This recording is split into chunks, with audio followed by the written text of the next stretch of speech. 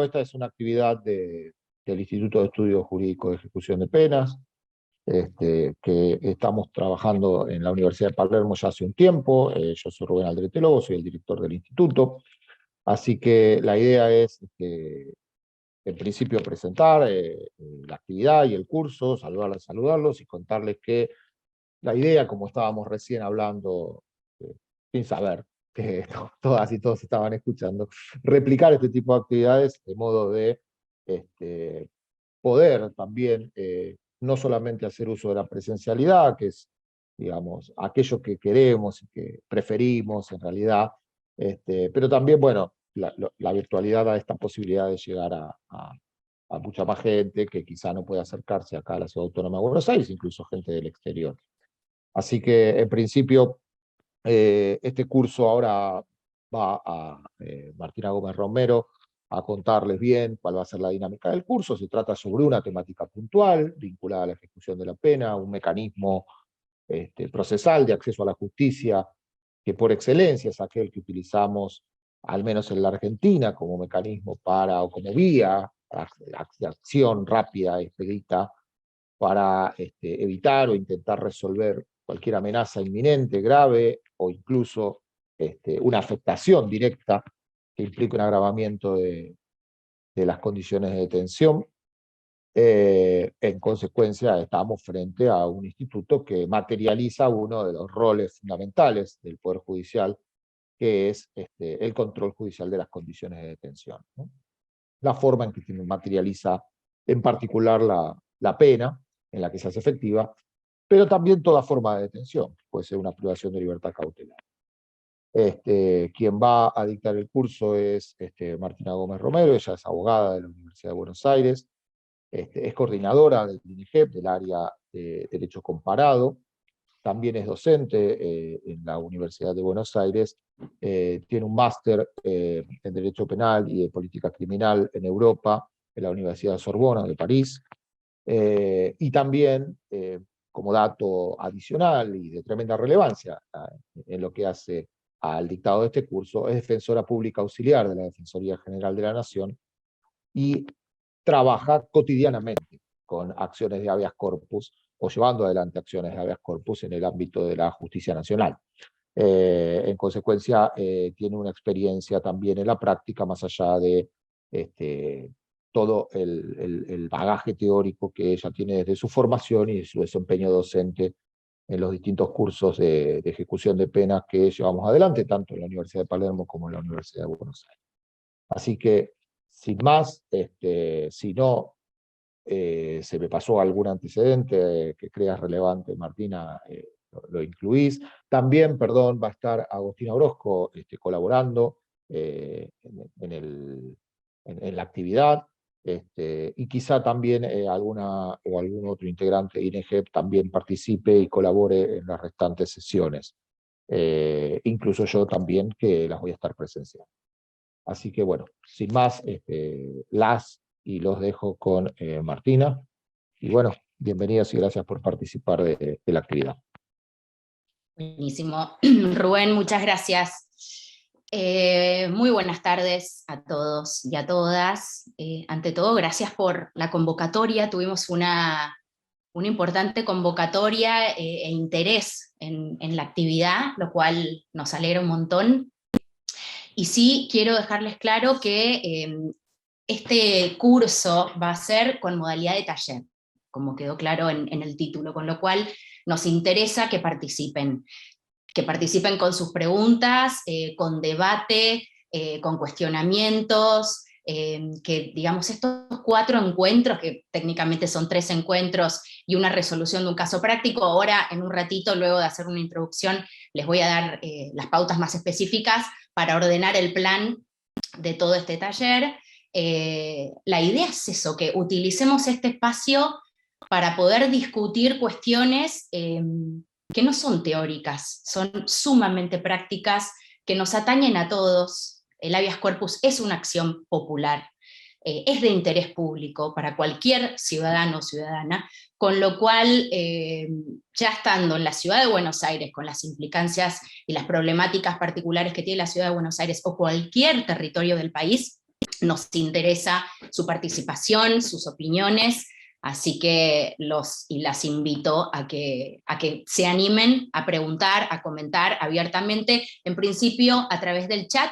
Con Agos vamos a estar atentas a ver cuando ustedes intervengan.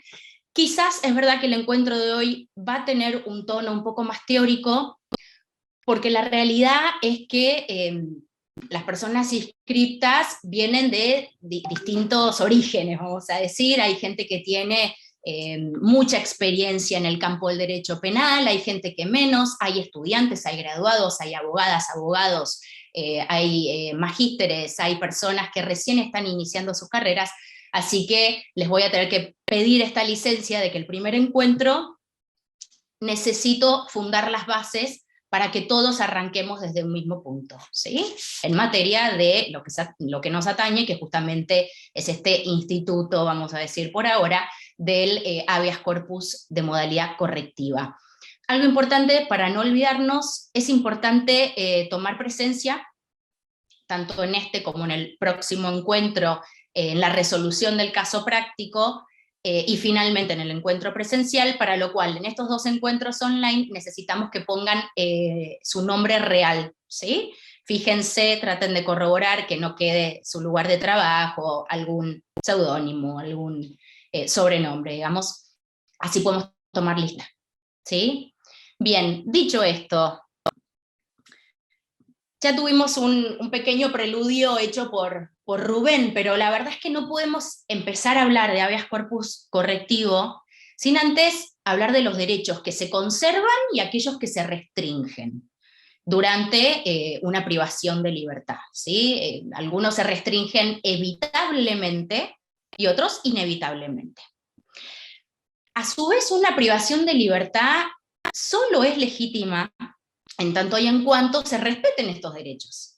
Es decir, que parecería tener una legitimidad provisoria.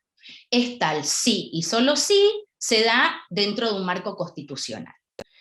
Ustedes habrán escuchado hablar de esta especial relación de sujeción que existe entre el Estado y la persona privada de libertad, que la realidad es que es un caldo de cultivo de afectación de derechos. O sea, por sí misma la prisión habilita a restricciones de derechos, al ablandamiento del principio de legalidad, a que se debilite el control judicial de esa privación de libertad.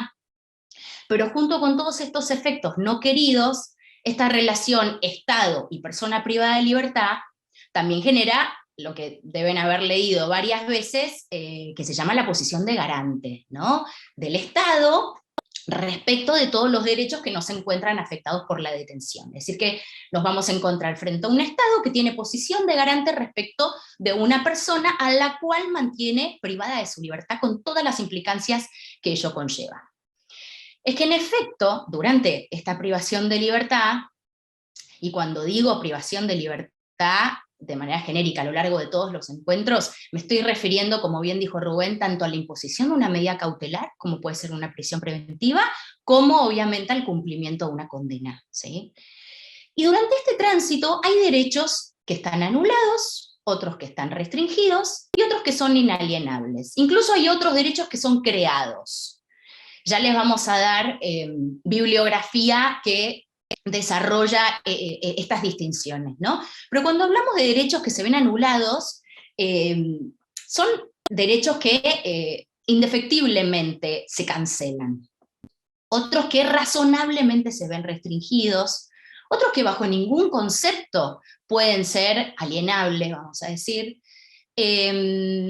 y estos últimos que son creados, ¿no? Que provienen de la propia privación de libertad. Pensemos, por ejemplo, al derecho que yo tengo para comunicación privada con mi defensor, a derechos a algún tipo de morigeración del encierro, como pueden ser salidas transitorias, liberaciones condicionadas, a interponer recursos ante resoluciones judiciales, a salidas por cumplimientos de deberes morales, por ejemplo. Son todos derechos que se crean con esta privación de libertad, que una persona, digamos, en libertad no tiene necesidad de que le sean reconocidos, ¿no?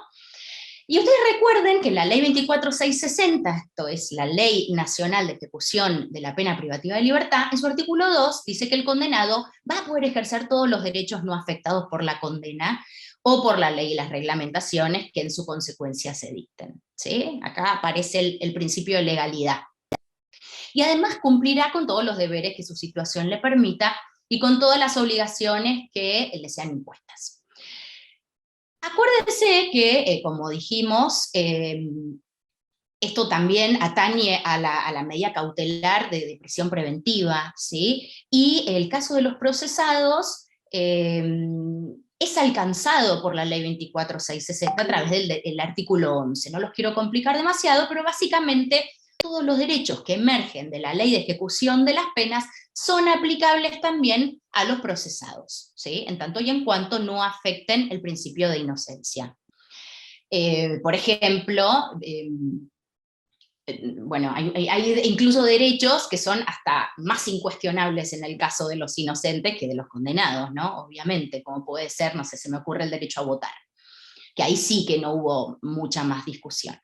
Entonces, cuando empezamos a pensar respecto de derechos que tienen las personas privadas de libertad, piensen, en primer lugar, los directamente afectados por esta privación de libertad, que son la libertad ambulatoria, obviamente, el derecho a poder elegir dónde vivís, el derecho a circular por el territorio nacional, el derecho a abandonar el país, a reunirte con otras personas sin tener que tener autorización específica, a ejercer tu profesión, a educar a tus hijos, etcétera, etcétera. Todos estos derechos se ven directa o indirectamente afectados por la propia privación de libertad. Ahora, algunos que son eventualmente afectados, ahí ya empezamos a hablar, por ejemplo, el derecho a la propiedad. ¿Podría una privación de libertad llegar a afectar mi derecho a la propiedad? El derecho a la intimidad, por supuesto, la intimidad sexual, el derecho a la propia imagen, a elegir el color de mi ropa, el largo de mi cabello, mi tipo de calzado, mi derecho a trabajar, a estudiar. No puede ser anulado, pero obviamente conlleva algún tipo de restricción, ¿sí? De participar en asuntos públicos, a comunicarme, a expresarme libremente, a que se mantenga secreto de mis comunicaciones, etcétera, etcétera. Y por último tenemos estos derechos inalienables, y con esto me refiero al derecho a la vida, a la integridad física y moral, y son toda una serie de derechos que durante estos 4 encuentros van a ir apareciendo, porque digamos son los que más se prestan a que sean reivindicados a través de la acción de habeas corpus correctivo. Me refiero al derecho a la vida, a la salud, a la higiene, a la integridad física y moral, como les dije, al honor, a la dignidad, a igualdad en tratamiento, no discriminación, a una tutela judicial efectiva, al derecho a la nacionalidad, etcétera, etcétera. ¿Sí? Entonces, lo que vamos a hacer a lo largo de este taller es hacer mención en forma genérica a un derecho que en algún punto va a converger a muchos de estos que yo les vengo mencionando, que es el derecho a condiciones carcelarias dignas. Lo vamos a llamar de esta manera y sale directo del artículo 18 de la Constitución Nacional y las normas correlativas de los instrumentos internacionales que tienen jerarquía constitucional. Este derecho, entendido en forma genérica, implica una prohibición que está dirigida al Estado de que el encierro carcelario se transforme, es decir, le prohíbe que el encierro carcelario se transforme, por las condiciones en las que se cumple, en una pena o trato cruel, inhumano o degradante prohibido constitucionalmente. ¿Sí? Y acá hago la llamada al artículo 18, al 5 de la Declaración Universal, al 25 de la Declaración Americana, al 5.2 de la Convención Americana, y otros. Entonces, cuando hablamos de este derecho, su contenido es a la vez derechos tan variados como el derecho a la vida, a la dignidad, a la atención integral de la salud, a que durante esa privación de libertad se preserven las condiciones de higiene y salubridad mínimas y necesarias, el derecho a una alimentación cuantitativa y cualitativa, a cuestiones relacionadas con el alojamiento, específicamente me refiero a superficies mínimas, cubajes, ventilación, iluminación mínimas por interno, a calefacción, el derecho a educación, a trabajo, a descanso, a la privacidad, etcétera, etcétera, etcétera. ¿Sí? Entonces, este derecho a condiciones carcelarias dignas, que lo vamos a llamar así en forma genérica, que se traduce a la vez en esta prohibición al Estado, específicamente prohíbe al Estado de ciertas acciones y omisiones, ¿sí? Tanto conductas activas que puede desplegar el Estado como omisiones, el dejar hacer. Cuando hablamos de omisiones, por ejemplo, podemos pensar en, bueno, esto, no proveer alimentación suficiente en cantidad y en calidad, no proveer asistencia médica, condiciones de alojamiento insalubres, no asignación de trabajo o educación sin motivos que lo justifiquen. En cambio, cuando hablamos de acción, ya pensamos, por ejemplo, inflicción de tratos crueles, torturas, requisas vejatorias, un traslado no consentido que conlleve el empeoramiento de condiciones de detención, medidas de sujeción inhumanas, actos discriminatorios, etc. ¿Sí? Pero como todo, cuando hablamos de derechos y condiciones carcelarias dignas, la verdad es que entramos en un ámbito de una subjetividad casi aterradora. Porque como bien saben, los derechos no son absolutos, y como acabamos de ver, hay ciertos derechos que se ven directamente afectados por la privación de libertad. Incluso aquellos que son considerados inalienables, como puede ser el derecho a la salud, es muy probable que se vea restringido por una detención, ¿sí? Entonces, privación de libertad es igual a decir limitación de derechos. Ahora, ¿quién va a ejercer el examen de razonabilidad de esas limitaciones de derechos? Es decir, ¿cuáles son los parámetros que hay que observar para verificar cuándo una limitación de derechos es razonable o no? Sabemos que muchas veces la limitación que se da a un derecho puede obedecer a garantizar otro.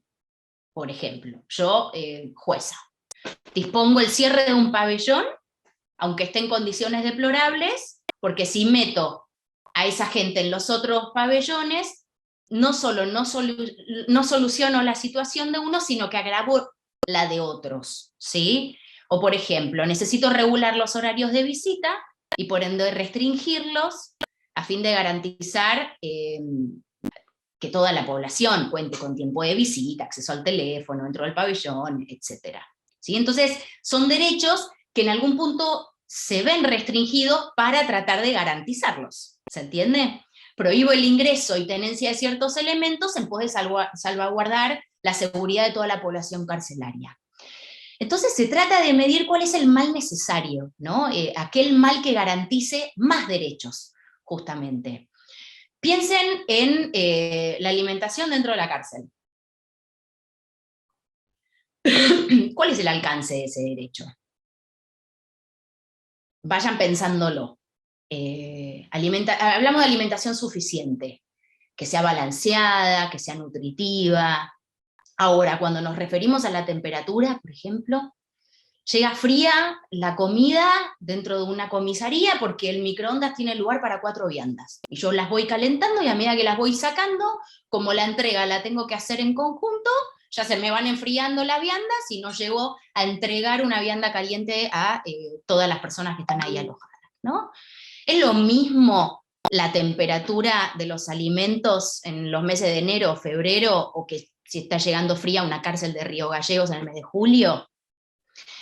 Piensen en las comidas especiales por cuestiones de salud. Una dieta hiposódica, en caso de ser indicada, ¿es un derecho? La indica un médico. ¿Es un derecho o es un capricho?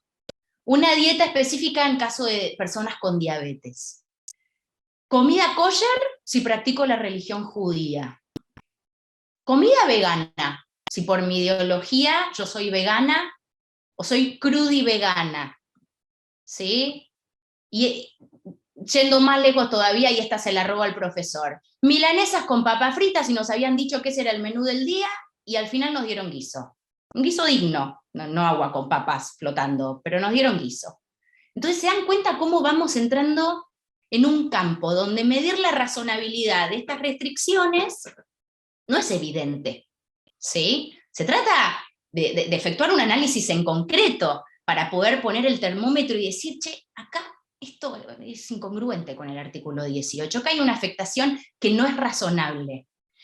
Y acuérdense que también el artículo 18 de la Constitución dice que las cárceles serán sanas y limpias, para seguridad y no para castigo de los reos, y que toda medida que a pretexto de precaución conduzca a mortificarlos, hará responsable al juez que la autorice. La misma Constitución está planteando que el juez que autorice esta restricción de derechos que mortifica a una persona privada de libertad va a ser responsable.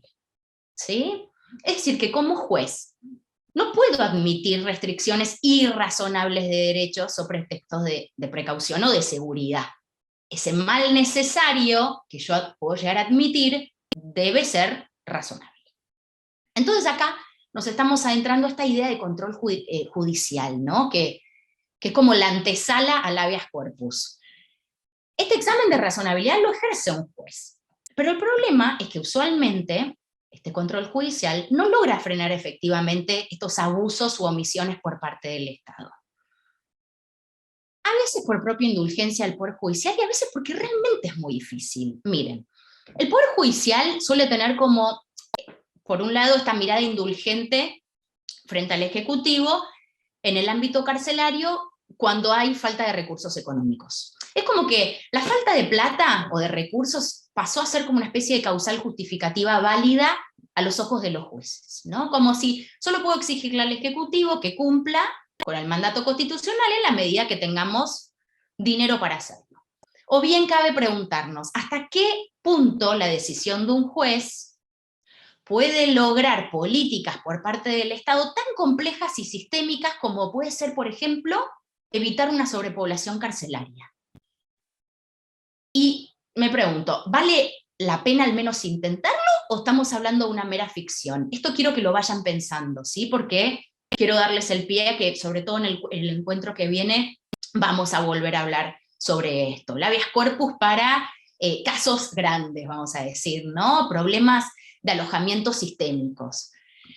Yo como jueza, por ejemplo, admito la sobrepoblación en comisarías y alcaidías de la ciudad hasta tanto el Servicio Penitenciario Federal tenga lugar para alojar a todos los detenidos que están detenidos en estos ámbitos policiales. ¿Les suena, no? Actual, al menos. Yo como jueza ya ordené el alojamiento en la esfera penitenciaria. Es decir, esta persona que está sometida a disposición de la justicia nacional o federal, corresponde que permanezca en el ámbito penitenciario federal, ¿no? Sin embargo, hago la vista gorda sobre este hacinamiento en las comisarías y alcaidías, sobre estas condiciones inhumanas de alojamiento, porque el servicio penitenciario no tiene lugar. Entonces, en vez de excarcelar, de disponer arrestos domiciliarios, de reevaluar las medidas cautelares que yo estoy imponiendo, que esto muchas veces no sucede, mantengo ese status quo, aunque sea inconstitucional, porque la administración penitenciaria no tiene espacio suficiente, ¿sí? Entonces empiezan a pasar estas cosas. Quiero que las vayan pensando y que vayan tomando postura respecto de hasta qué punto ven viable la acción que vamos a estudiar hoy para resolver este tipo de cuestiones, ¿no? Bueno, este examen de razonabilidad, como vimos, es absolutamente subjetivo en algún punto, y se trata de verificar cuál es el mal necesario que yo, como jurisdicción, puedo admitir. Marcos Salt, que les brindamos un artículo de él en la bibliografía, plantea esta necesidad de fijar estándares, ¿no? De condiciones carcelarias mínimas que el Estado debe brindar. Y esto ayuda a que los jueces asuman su responsabilidad de control de una manera más fácil.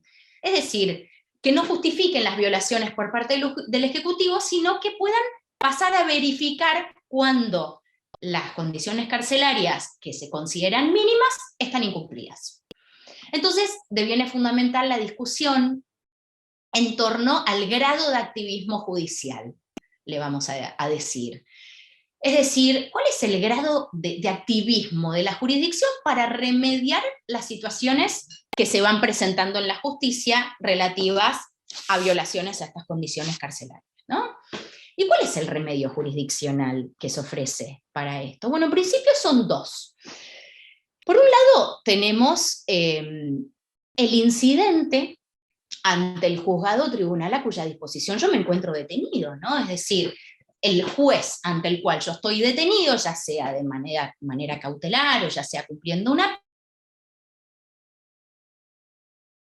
posición de garante, digamos, respecto de las condiciones en las cuales yo transito esa privación de libertad. Con lo cual yo puedo acceder a la justicia planteando un incidente o haciendo un pedido concreto respecto de mis condiciones de detención. Esto lo puedo hacer siempre. Ahora, la otra herramienta que existe, es la que nos convoca, es el habeas corpus de modalidad correctiva. ¿Sí? Al final de esta clase o al comienzo de la que viene vamos a ahondar en esta distinción. Quiero que piensen también cuándo conviene uno, cuándo conviene el otro, cuáles son los pros y contras desde el punto de vista procesal del incidente ante el juez de ejecución o del juez de conocimiento de la causa, del proceso, o el juez que va a entender en esta acción de habeas corpus. ¿Sí? Sea uno u otro, lo cierto es que estamos hablando de remedios que son herramientas procesales. Pero la verdadera cura de esa acción u omisión lesiva que despliega el Estado es el efectivo control que haga este juez a cuyos ojos llega el reclamo. Y acá aparece este grado de activismo judicial. Es decir, no hay habeas corpus eficiente si el juez al que le toca resolverlo no busca remediar de verdad la situación en la que se detecta una violación al derecho a condiciones carcelarias dignas. El habeas corpus debiera ser la garantía de acceso rápido y efectivo a la justicia. Por lo tanto, no sirve de nada si se desnaturaliza esta acción o si los jueces no asumen la responsabilidad de garantizar el cese de este acto lesivo mediante el control de la ejecución de lo que decían, ¿sí? Por ejemplo, el cese de estas acciones u omisiones. Bien, hecha esta introducción al tema que nos interesa, les voy a plantear el plan que les propongo para este taller. Como ya les dijimos muchas veces, consta de 4 encuentros. El primer encuentro, hoy, 31 de julio, a través de esta modalidad virtual, lo que a mí me interesa que veamos son 2 puntos fundamentalmente. En primer lugar, la idea es analizar el instituto de habeas corpus correctivo en cuanto a su naturaleza jurídica y su finalidad.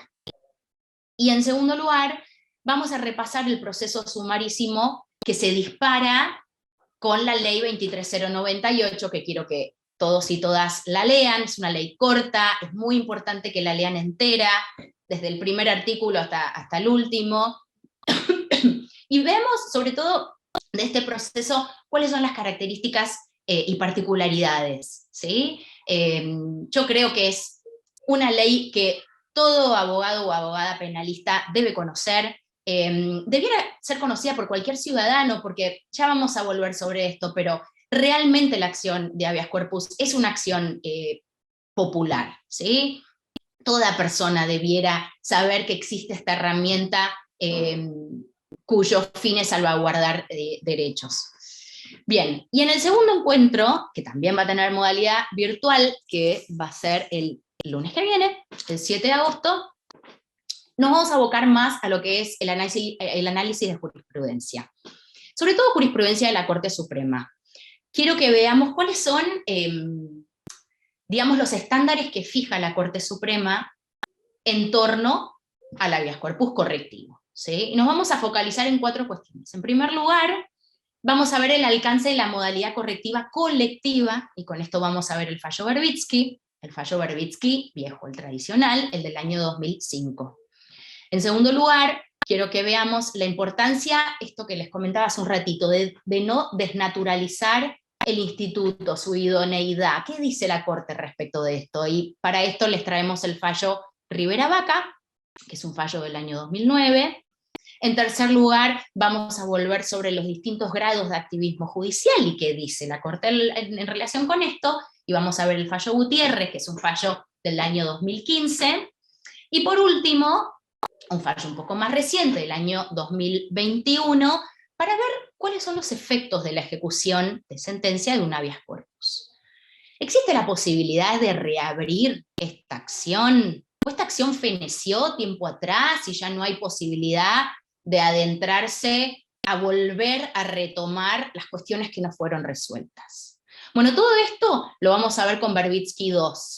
Le llamamos Verbitsky II, pero básicamente es una resolución de la Corte Suprema del mes de mayo del año 2021, en el cual la Corte algo dice relacionado con esto, ¿sí? Y lo vamos a ver. Pero además de todo esto, por mero análisis, necesidad de análisis de actualidad, les voy a traer también a discusión un fallo, concretamente de la Cámara de Apelaciones en lo Criminal y Correccional Nacional, relativo a las condiciones de detención actuales de las comisarías y alcaldías de la Ciudad de Buenos Aires. No sé si ustedes saben, pero respecto de esta problemática, o sea, esto es innegable, hay un problema de sobrepoblación grave y de condiciones de detención graves en las comisarías y alcaldías de la Ciudad de Buenos Aires. Vamos a ver por qué se dio esto, a raíz de qué, cuáles son las responsabilidades que caben a unos y otros, etc. Existe ante la justicia local, en lo penal y contravencional y de faltas de la Ciudad de Buenos Aires, un habeas corpus abierto, ¿sí? Este habeas corpus todavía no fue resuelto. Vamos a ver en el lunes que viene cuál es el estado procesal de esta causa, qué fue lo que se resolvió hasta ahora y en qué condiciones de cumplimiento está.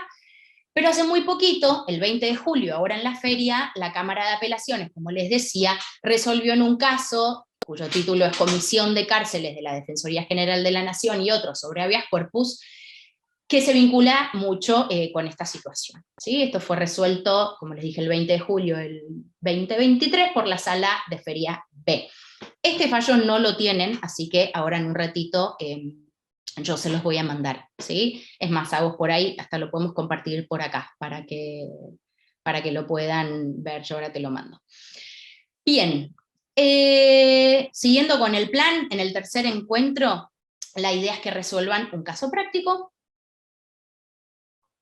Acá no se tienen que conectar para escucharme a mí, sino que directamente les vamos a mandar por mail las pautas y las consignas para que a través del web campus puedan resolver un caso práctico. Un caso práctico que consiste en observar partes de un video donde justamente se desarrolla una audiencia de habeas corpus y van a contestar preguntas, ¿sí? Las preguntas fundamentalmente queremos que las contesten porque nos interesa su opinión y queremos ver sobre todo si pudieron comprender los contenidos de estos dos primeros encuentros, pero el video, además, quiero que lo vean sí o sí para ir preparándose para el último de los encuentros, que es el cuarto. Y va a ocurrir el 21 de agosto y es con modalidad presencial. Hay muchas y muchos que se inscribieron, que no tienen posibilidad de venir presencial, no pasa nada con que cumplan con los dos encuentros online más la resolución del caso práctico, van a poder acceder a su certificado de cumplimiento del taller, pero quienes puedan están más que invitados, invitadas a acercarse a la Universidad de Palermo el 21 de agosto, ya les vamos a dar las pautas específicas, porque ese día lo que vamos a hacer es un simulacro de audiencia. Así que vamos a actuar, vamos a dividirnos en grupos, entre jueces, fiscales, defensores, personas privadas de libertad, fuerzas de seguridad, abogados de las fuerzas de seguridad, y vamos a hacer lo que se llama un roleplay, ¿sí? En vivo en una sala con un caso. De manera tal que cada grupo va a asumir cada uno de estos roles y vamos a celebrar concretamente una audiencia de habeas corpus, ¿sí? Dicho todo esto, disculpen lo extenso, pero quería dejarles en forma clara las pautas. Vamos a arrancar en los dos puntos que les propongo resolver hoy. Naturaleza jurídica y finalidad del habeas corpus, ¿sí? Hablemos de la denominación. Esta palabra, habeas corpus, viene del latín, ¿no? Todos y todas, si estudiaron Derecho, calculo que sí, porque efectivamente es un instituto de naturaleza constitucional procesal, ahora vamos a ver dónde está, inserto. Pero si nos atenemos a a la verbalización, es decir, a esta palabra, esta conjunción de palabras, habeas corpus, proviene del latín, pero está en el tiempo subjuntivo, y está dirigido a una autoridad. Básicamente la traducción es que tengas el cuerpo, ¿sí?, para controlar la legalidad de una privación de libertad. Habeas es la segunda persona singular del presente subjuntivo, como les dije, del verbo habere, y habere es tener en latín. Por esto esta idea de que tú tengas el cuerpo para controlarlo. Si bien es una noción que proviene del derecho romano, como la concebimos hoy en la versión clásica, se aplicó por primera vez en Inglaterra, es decir, en el derecho anglosajón en el siglo XIV. Y se hablaba de este writ of habeas corpus, que es como una especie de auto de comparecencia, ¿sí?, que significa justamente esto, traer el cuerpo, que básicamente, en su versión clásica, protegía el derecho del ius movendi e ambulandi, ¿sí? Otras denominaciones que pueden encontrar, sobre todo a nivel regional, se habla de acción de libertad en Bolivia, por ejemplo, se habla de juicio de amparo en México. Ya vamos a ver justamente cuál es la relación entre el amparo y el habeas corpus. Pero en nuestro país, ¿de dónde surge esto? ¿Cuál es la forma?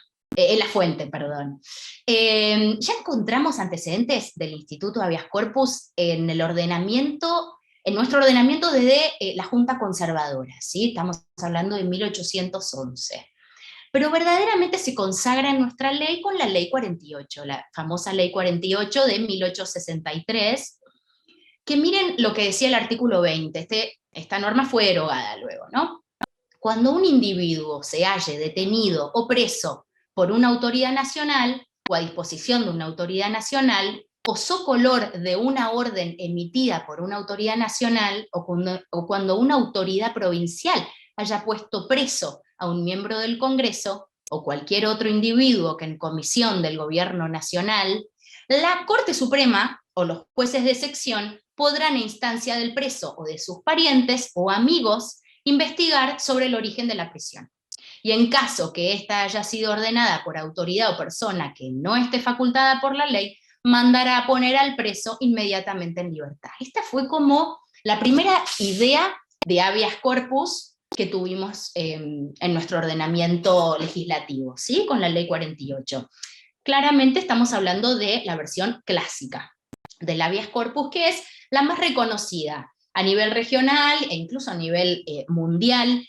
Lo más común es entender al habeas corpus en esta versión clásica, que lo que busca justamente es cuestionar la legalidad de una privación de libertad, distinto a la modalidad correctiva, que es la que vamos a ver hoy, que lo que busca es reivindicar las condiciones de detención, ¿sí? Pero la realidad es que con la ley 23098, que es esta ley que ya les mencioné, que es una ley del devenir de la democracia, es decir, del 1984, es decir, coetánea a la ratificación de todos los instrumentos de derechos humanos, es la ley que lo regula hasta el día de hoy, es decir, deroga el artículo 20 viejo de la ley 48 y sigue vigente hasta el día de hoy. Pero además, con la reforma constitucional del año 94, se implantó en el propio texto constitucional el habeas corpus, tanto en su versión clásica como correctiva, ¿sí? Y esto está inserto en el artículo 43, párrafo 4. Cuando el derecho lesionado, restringido, alterado, amenazado, fuera la libertad física, acá aparece la modalidad clásica, o en caso de agravamiento ilegítimo en la forma o condiciones de detención, modalidad correctiva, la que nos interesa a nosotros, o en el de desaparición forzada de personas, la acción de habeas corpus podrá ser interpuesta por el afectado o por cualquiera en su favor, y el juez resolverá de inmediato, aún durante la vigencia del estado de sitio. Esto dice la Constitución Nacional, ¿sí? Y esto ya nos da pie para pensar en su naturaleza jurídica. Surge la naturaleza jurídica del texto de la Constitución. ¿De qué estamos? Bien, Entonces, rápidamente habíamos dicho que vamos a repasar las distintas modalidades del habeas corpus. Ya vieron que la clásica cuestiona la legitimidad de una privación de libertad ambulatoria y justamente en caso de que esa privación de libertad sea ilegítima busca reivindicarla. En este caso existe también la versión preventiva, es decir, cuando la privación ilegítima de libertad se está por producir. La ley habla de limitación o amenaza actual de la libertad ambulatoria, ¿sí? De hecho, Pedro Sagüés distingue como 8 modalidades del habeas corpus, pero no los quiero complicar mucho. Por su parte, la modalidad correctiva, que es la que nos interesa, esto permite examinar si las condiciones de una detención legítima, una reclusión o internamiento resultan lesivas a los derechos constitucionales. Y luego está la modalidad de la desaparición forzada de personas, que justamente fue introducida con la reforma del 94. ¿Sí? Por eso se van a dar cuenta que no está en la ley de 1984. Bien, por lo tanto, si resumimos, se tutelan 2 derechos fundamentales: la libertad individual y la integridad personal, ¿sí? En las versiones correctiva y de desaparición forzada de personas también. La opinión consultiva 8 de la Corte Interamericana, que ya se las mencioné, justamente define al habeas corpus como el proceso que busca reivindicar la libertad ambulatoria, controlar el respeto a la vida y a la integridad de la persona y proteger la persona de tratos crueles, inhumanos o degradantes. Y afirma además que es una especie del género amparo, ¿sí? Vamos a pasar a la segunda parte de hoy, que es analizar la ley. Recuerden que todos y todas tienen que leerla, sobre todo para poder resolver bien el caso práctico y sobre todo para el último encuentro del simulacro de audiencia. Ley 23098, dijimos que es una ley de 1984 y consta de 2 partes. En primer lugar, la primera parte del artículo 1 al 7 plantea disposiciones generales, viene a ser como la parte sustantiva de esta ley, ¿no? Y dice la propia ley que estas disposiciones generales son aplicables a todo el territorio nacional. Espérenme que voy a prenderme una luz porque siento que me estoy quedando en penumbras. Un segundito.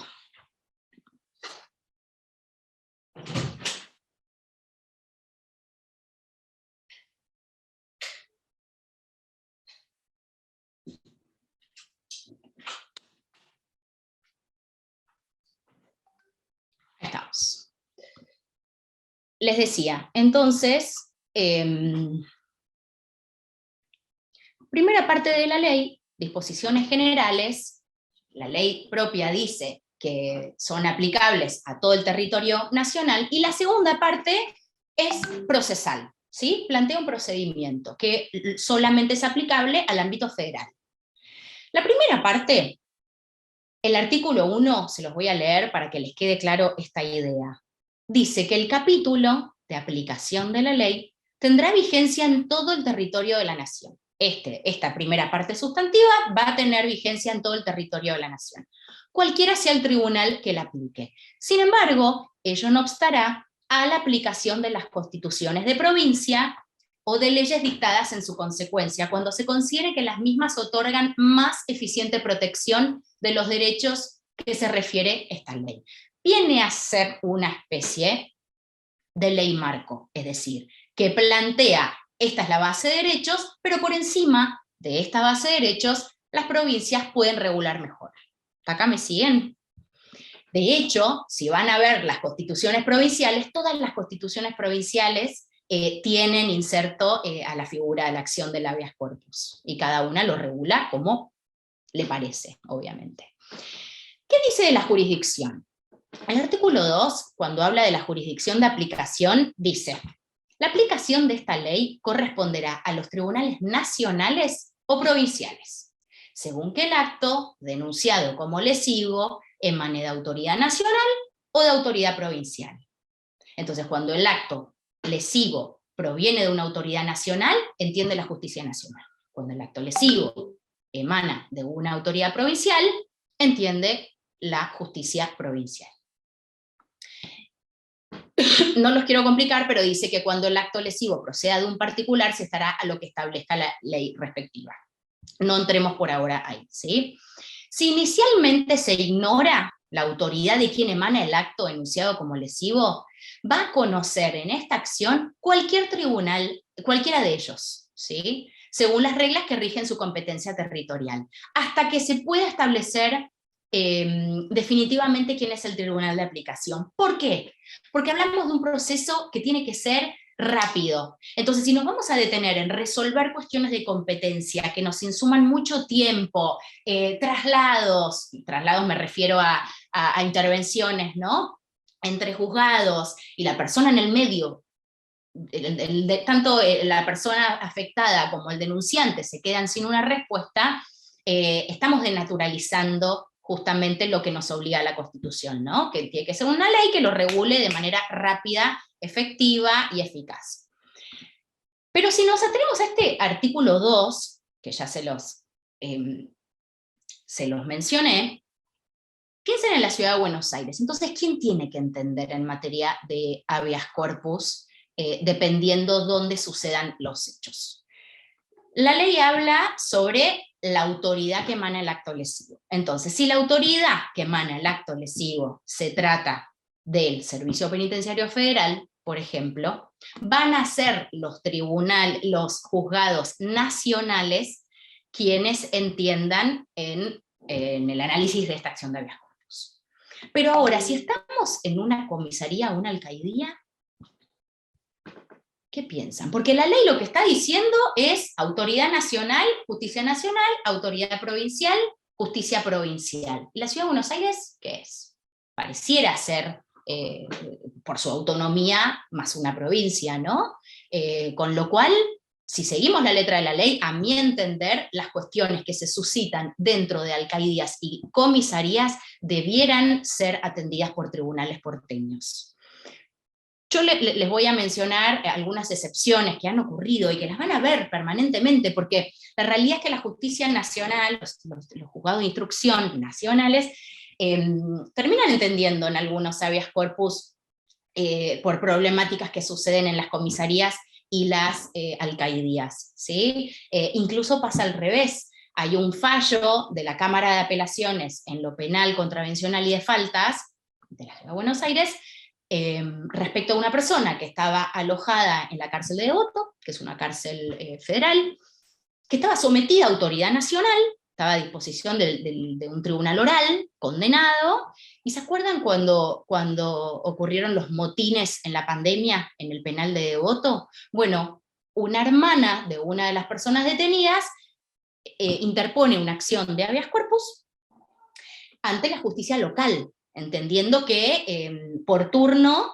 intervenía un juzgado en lo penal contravencional y de faltas de la Ciudad de Buenos Aires. Esta jueza se declara incompetente porque dice, este señor está a disposición de la justicia nacional, con lo cual tiene que entender la justicia nacional.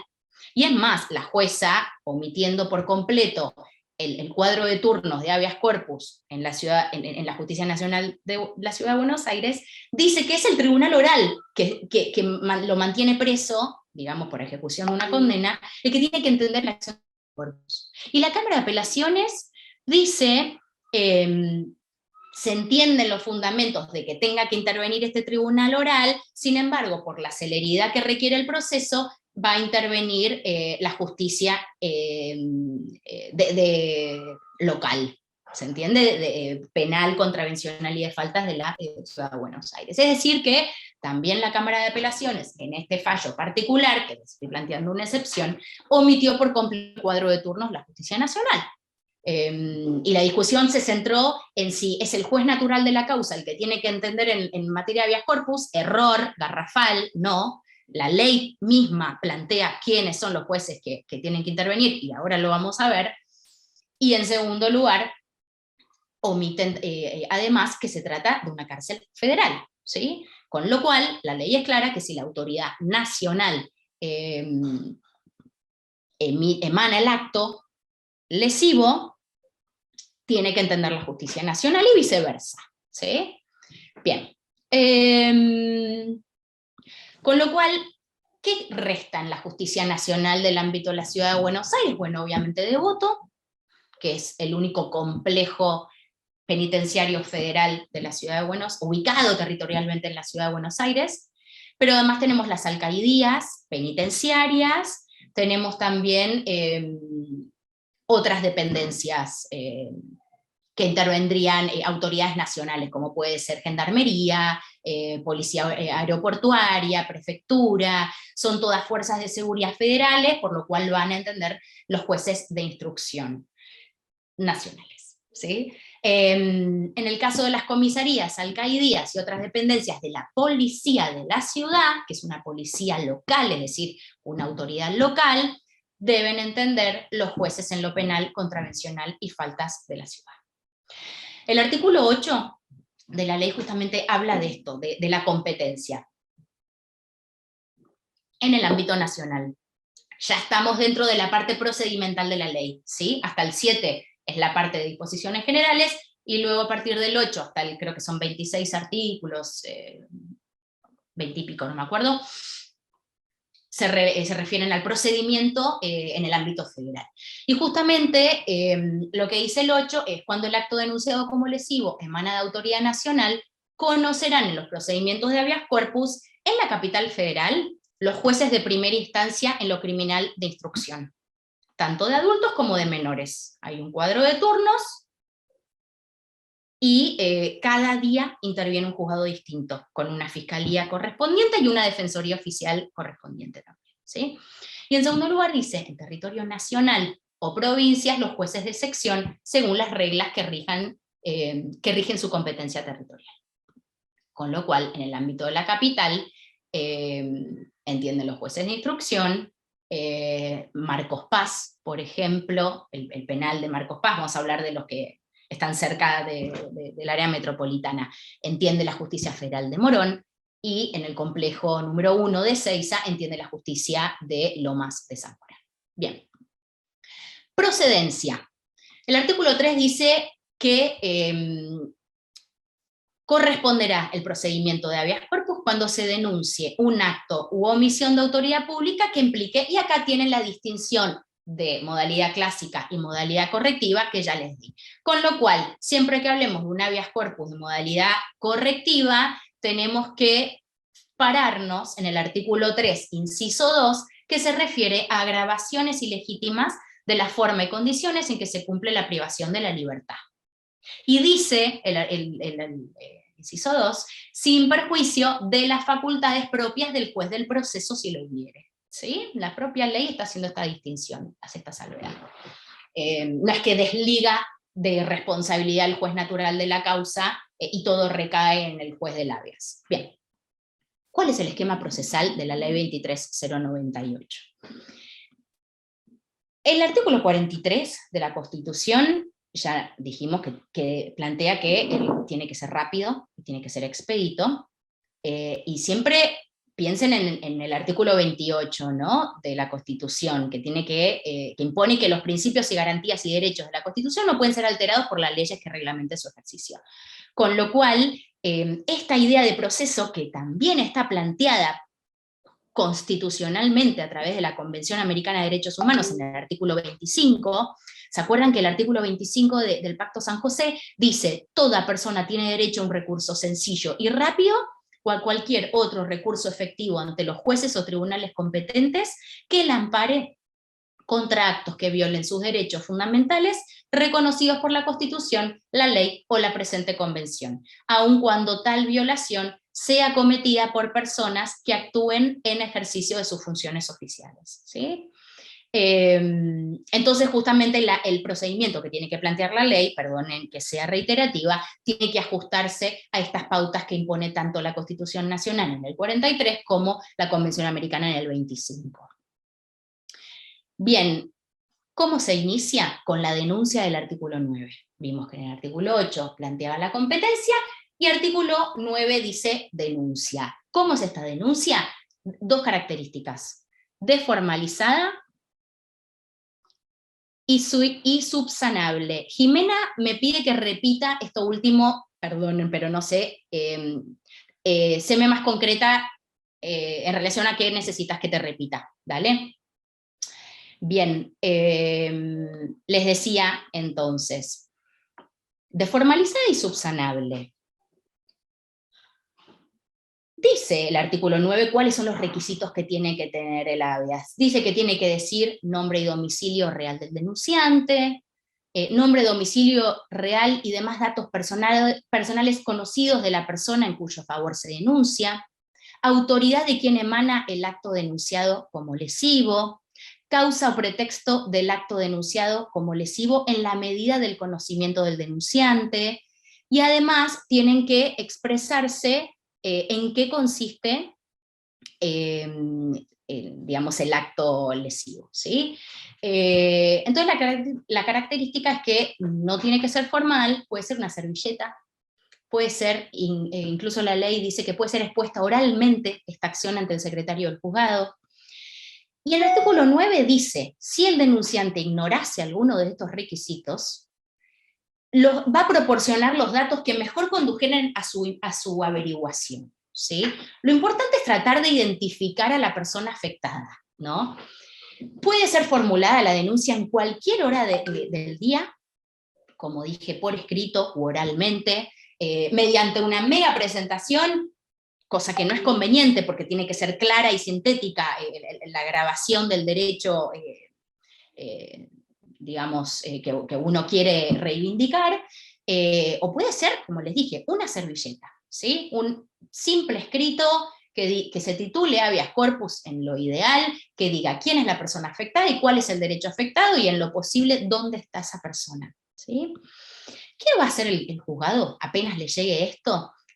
Va a comprobar inmediatamente la identidad del denunciante, quién está interponiendo esta acción, y cuando ello no fuera posible, dice, va a arbitrar los medios a tal efecto. Es decir, bueno, no tenemos claro quién es el denunciante, fue una llamada anónima al juzgado y fue una denuncia expuesta oralmente. Bueno, vamos a identificar lo más importante, que es tratar de determinar si se está refiriendo a una persona privada de su libertad, dónde está esta persona, etc. Y esto nos lleva a repasar respecto de la legitimación, que es una cuestión fundamental. ¿Cuál es la legitimación activa del habeas corpus? Cualquier persona puede interponerlo. Ya habíamos visto que la Constitución Nacional lo dice claramente, pero el artículo 5 vuelve a repetirlo, dice, lo puede interponer la persona afectada o cualquier persona a su favor. Diferencia rotunda con el amparo, ¿sí? Entonces, es una especie de acción popular, es decir, que excede el interés particular. Acá hay un interés público, porque se preserven las condiciones de privación de libertad dignas, ¿sí? Justamente la Constitución es esta línea la que plantea, y lo puede interponer cualquier persona, siempre en beneficio de quien esté afectado por el acto lesivo, no en términos generales. Ahora bien, ¿quiénes pueden ser estas personas que interpongan una acción de habeas corpus? Bueno, pueden ser personas físicas, pero también pueden ser personas jurídicas. Y la Corte Suprema le dio legitimación a organizaciones no gubernamentales, por ejemplo, el CELS, en el caso Verbitsky, que vamos a ver en el encuentro que viene, o puede ser, por ejemplo, la Procuración Penitenciaria, que ustedes saben que es una especie de lo que se llama ombudsman, ¿no? Como una especie de defensor del pueblo en materia de privación de libertad, o la Comisión de Cárceles de la Defensoría General de la Nación, el Comité contra la Tortura en la provincia de Buenos Aires, etc. Y ahora, del otro lado, ¿cuál es la legitimación pasiva? ¿Contra quién se impone? ¿Cuál es la autoridad requerida denunciada? Nosotros les ofrecemos un librito de Arocena y Cesano, ¿no? Para analizar el habeas. Ellos dicen que la legitimación pasiva es contra autoridades públicas, pero admiten que han habido habeas corpus también en contra de particulares. No me quiero explayar demasiado en esto porque no los quiero marear, pero se han admitido habeas corpus en casos de internaciones por salud mental. De hecho, hasta hay un fallo de corte que habilita esto, es el fallo Fernández. Justamente es una acción de habeas corpus correctiva contra actos de privados en internaciones psiquiátricas, es decir, personas que están alojadas en establecimientos psiquiátricos privados, de que debieran ser controlados obviamente por el Ministerio de Salud, ¿no? Sobremedicadas, con contenciones mecánicas físicas a camas, sin disponerse una orden médica al respecto, malas condiciones de higiene, de alimentación, mala, deficiente atención de salud, malos tratos, golpes. Imagínense la cantidad, a ver, toda privación de libertad es un caldo de cultivo para posibles afectaciones a derechos. Bueno, la internación psiquiátrica, la internación por salud mental, sobre todo la involuntaria, es privación de libertad. Así como la privación de libertad por una medida cautelar que puede ser una prisión preventiva, la regula el código, la privación de libertad por cumplimiento de una condena, la regulan las leyes de ejecución penal. Bueno, en este caso también es una privación de libertad legitimada, cuyas condiciones son ilegítimas, ¿se entiende? Pero no me quiero explayar demasiado en esto. Imagínense, en este caso, si yo entro a una, como ciudadana, ¿no? Entro a una institución psiquiátrica privada y puedo hacer una denuncia penal si es que hay un delito, ¿no?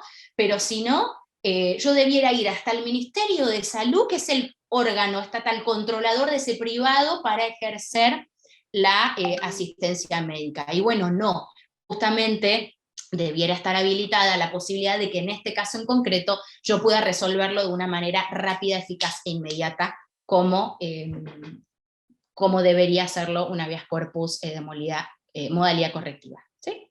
¿Hasta acá estamos? Bien. ¿Qué puede hacer el juez frente a esta denuncia del artículo 9?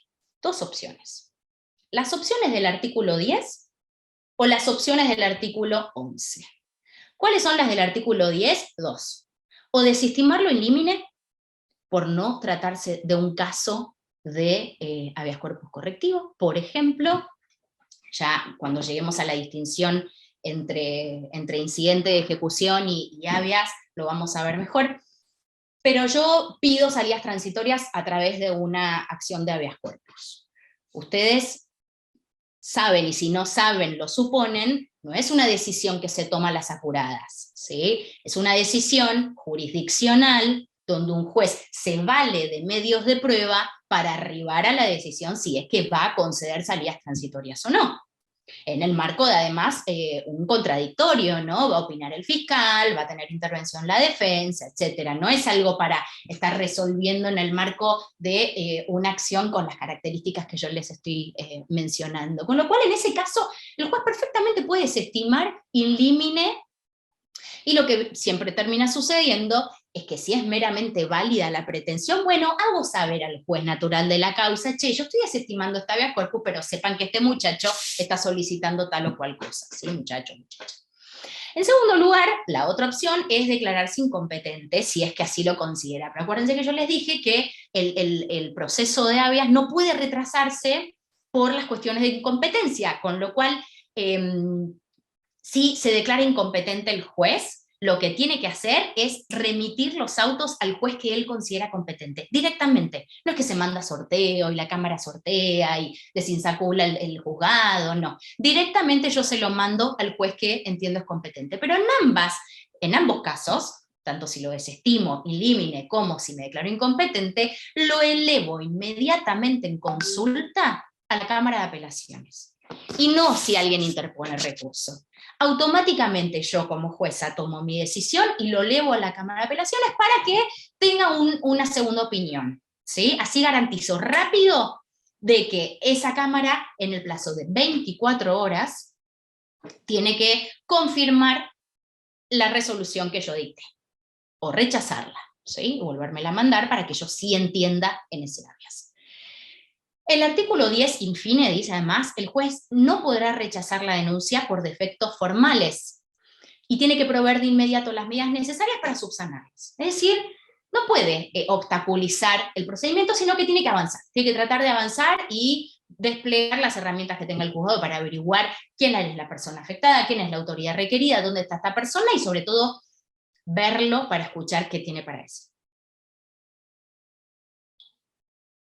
Y esto me lleva a la segunda posibilidad que tiene, opción que tiene el juez, que son las opciones del artículo 11, que el artículo 11 justamente trata del dictado del auto de habeas corpus. Esto es cuando verdaderamente... Martina, Sí, disculpa que te interrumpa. Ahí estoy viendo que vamos. Inés Escola levantó la mano probablemente para hacer una pregunta. ¿Querés que organicemos todas las preguntas al final o vamos Dale. dando la palabra?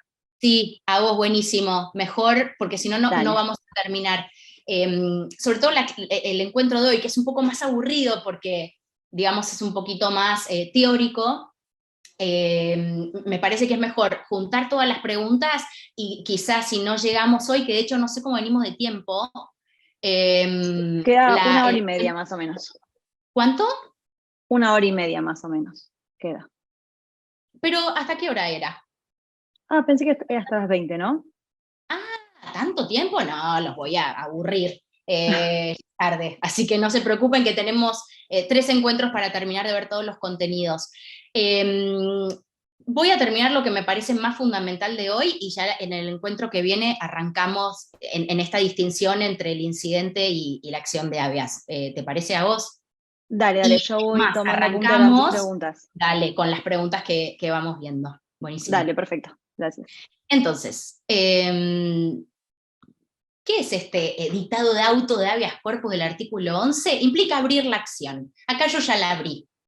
Ya no se puede desestimar. Yo no puedo abrir al auto de habeas corpus y después decir, ah, no, lo desestimo porque en realidad no es materia de habeas corpus. Que esto es un error que se ve a diario en los juzgados. ¿Sí?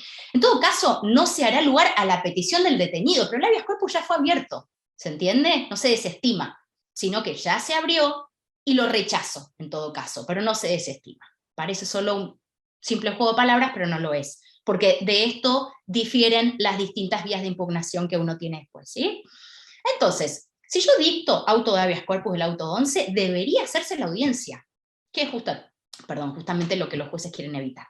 No quieren hacer la audiencia. Entonces, primero, que implica el auto de habeas corpus, la orden de presentación. ¿Se acuerdan este auto de comparecencia del derecho anglosajón? La orden de presentación inmediata de la persona detenida. Cuando la autoridad dice que por algún impedimento no puede llevar a la persona detenida ante el juez, la ley dice que es el juez quien puede constituirse para verlo o verla, o entablar comunicación con sus familiares, y hoy obviamente lo que se hace mucho es la videoconferencia. Entonces apenas yo recibo el habeas corpus y yo digo, che, acá me parece que es materia de habeas corpus, debo ver a la persona y escucharla, para que justamente amplíe esta denuncia que hizo o que le hicieron a su favor. Y en segundo lugar, este auto de habeas corpus implica requerir a la autoridad requerida, valga la redundancia, un informe circunstanciado, dice la ley en el punto 2. Y además, y esto es muy importante, el propio auto de habeas corpus implica citación a audiencia, es decir, ya requiriendo el informe a la autoridad requerida, yo ya estoy citando audiencia. Entonces no es que el juzgado se duerme en los laureles pidiendo informes y ni idea cuándo voy a disponer que sea la audiencia. No, todos los plazos deben ser así, acotados, ¿entienden? El artículo 13 lo dice, citación a la audiencia. La orden, y con la orden implica traer a la persona ante mi estrado o verlo, y además requerir este informe circunstanciado, implica citación a audiencia para la autoridad requerida, la cual podrá comparecer representada por un funcionario de la repartición debidamente autorizado, y escuchen bien, con derecho a asistencia letrada. Entonces, cuando estamos en una acción de habeas corpus, en el proceso que se dispara, la parte requerida tiene asistencia letrada, puede ir con abogado. ¿Estamos? Bien. El amparado, por su parte, puede nombrar defensor o ejercer la defensa por sí mismo, dice, siempre que ello no perjudique su eficacia, caso en el cual se nombrará el defensor oficial. ¿Se entiende?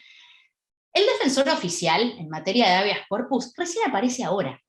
A veces se cree que yo trabajo, no sé, en cualquier defensoría, recibo un llamado de una persona defendida mía, pero privada de su libertad, que quiere interponer una acción de habeas corpus, y yo no tengo que llamar a la defensoría para hacerlo. Yo misma tengo que interponer esa acción de habeas corpus.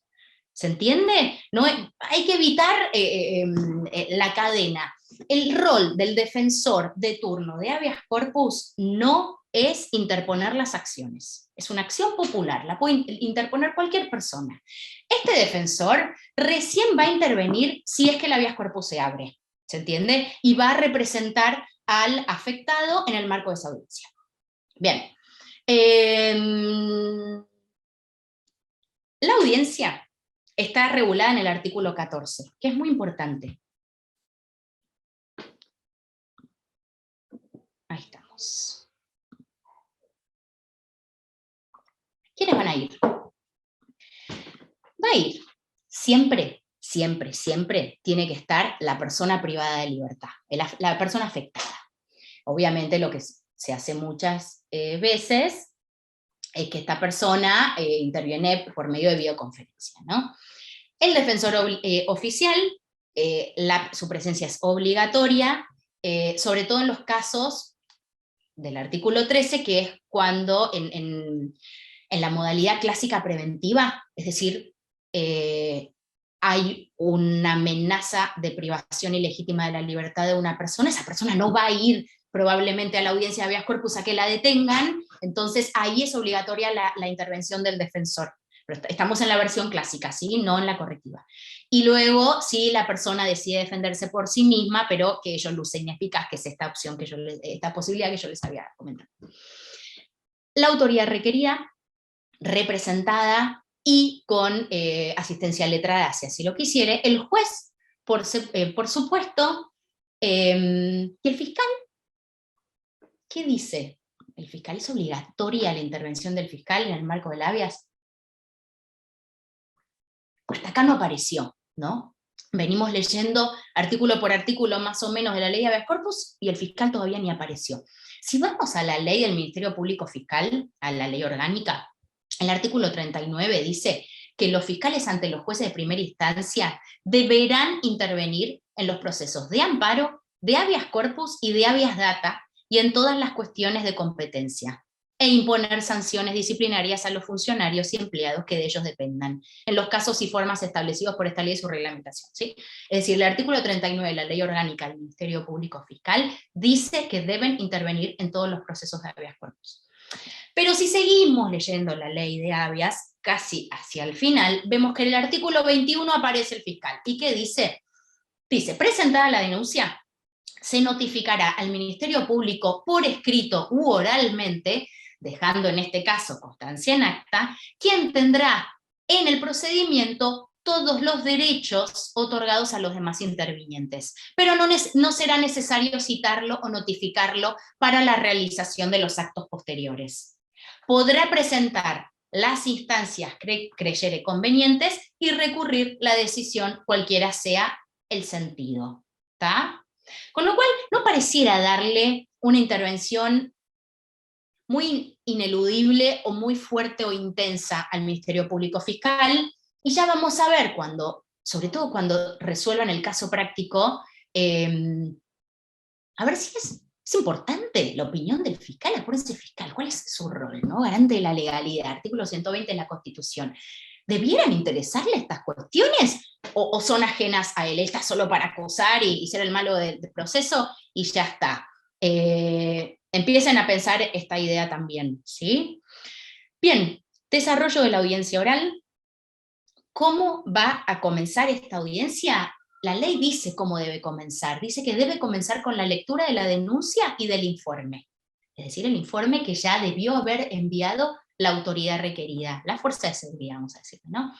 Luego el juez va a interrogar al amparado, es decir, a la persona afectada, proveyendo en su caso los exámenes que correspondan, y va a dar oportunidad para que se pronuncien la autoridad requerida y el amparado, personalmente o por intermedio de su asistente letrado defensor.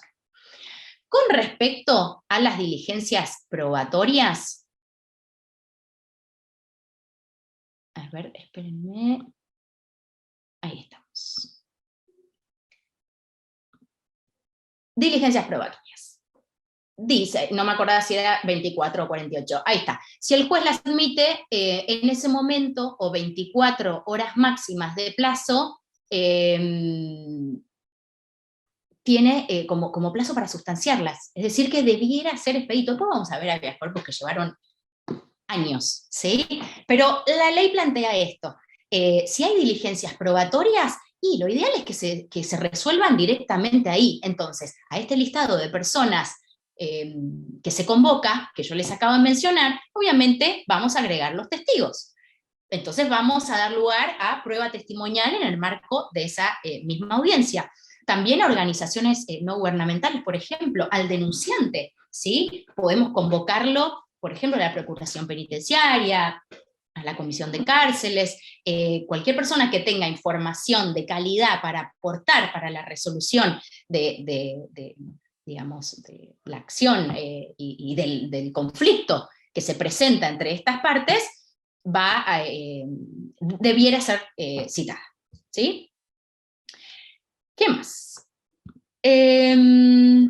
Finalmente, para no abrumarlos mucho más, decisión. La ley 23098 plantea en su artículo 17 que la decisión debe contener la mención del acto denunciado como lesivo. Tiene que ser específico el juez o la jueza al momento de resolverlo. ¿Quién es la autoridad que lo emitió?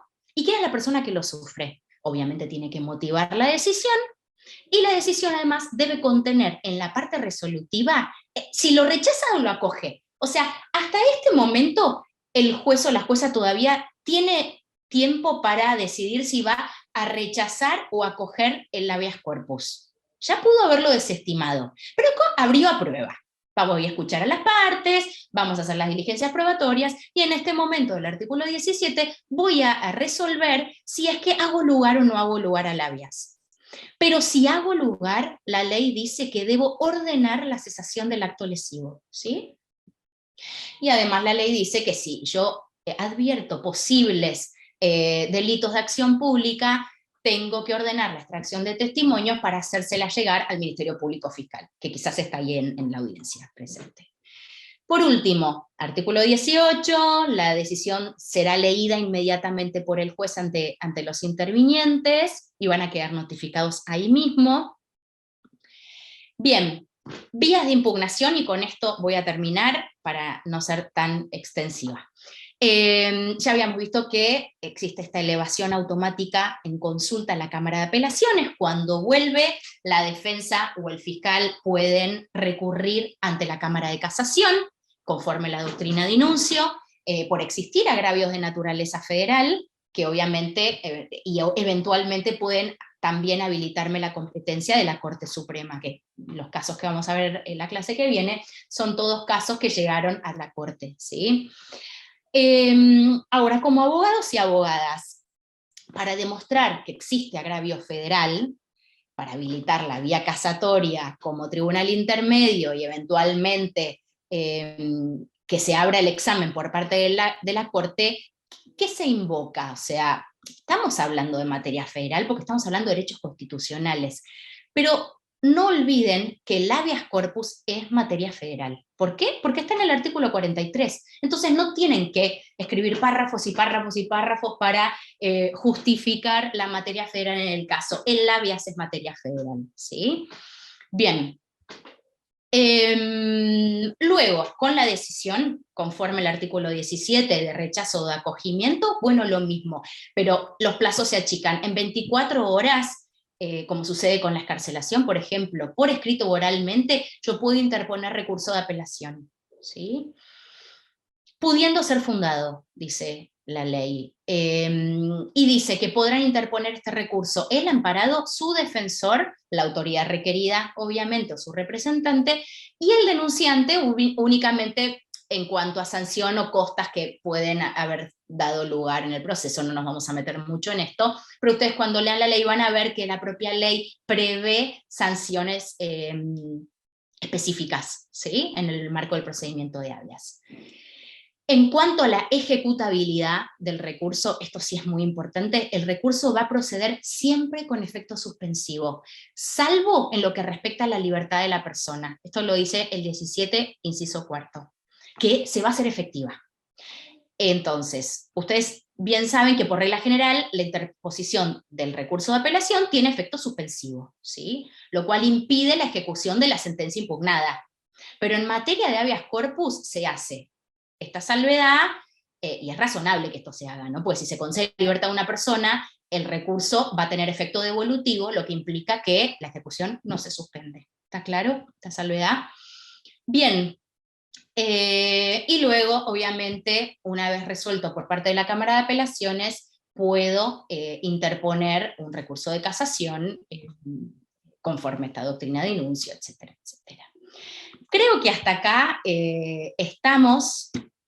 Les quiero terminar el encuentro de hoy simplemente con una definición, para que se den cuenta todo lo que vimos, que parece, bueno, no fue tanto tiempo, pero ya vimos todos los elementos fundamentales de esta acción, y el encuentro que viene, como les dije, vamos a arrancar por distinguir la acción de habeas corpus del incidente ante el juez natural, y vamos a adentrarnos a ver qué dice la Corte Suprema respecto de esto. Pero Arocena y Cesano definen al habeas corpus correctivo como una acción expedita, de jerarquía constitucional, que toda persona puede interponer ante un juez de primera instancia nacional o provincial, según el acto denunciado como lesivo, emane de autoridad nacional o provincial, en los casos de acciones u omisiones de autoridades públicas, yo les agrego privadas en los casos de internaciones por salud mental, que impliquen actuales, y esto es versión reparadora, o inminentes, versión preventiva, agravaciones ilegítimas de la forma y condiciones en que se cumple una legítima privación de libertad. Y todo esto para que el magistrado resuelva inmediatamente la cesación del acto lesivo. ¿Sí? ¿Hasta acá estamos? No quiero abrumarlos y abrumarlas más. La o el que tenga preguntas que quieran ya dejar para el encuentro que viene, escríbanlas en el chat, que ahí las vamos a recoger con Nagos, y si les parece bien arrancamos con eso en el encuentro que viene, ¿sí? Muchísimas gracias a todos y a todas por la atención. Somos un montón, somos 60, 59, bueno, ahí vamos bajando. Les agradezco mucho la convocatoria y nos vemos el lunes que viene. Vale, gracias Martina, les aviso a quienes fueron haciendo preguntas que ya las fui anotando todas, para la próxima clase ya arrancamos con eso, y dejamos un ratito más el chat abierto si querés, para que terminen de hacer algunas de las preguntas que quieran o cualquier consulta. Buenísimo. Gracias. Hasta luego.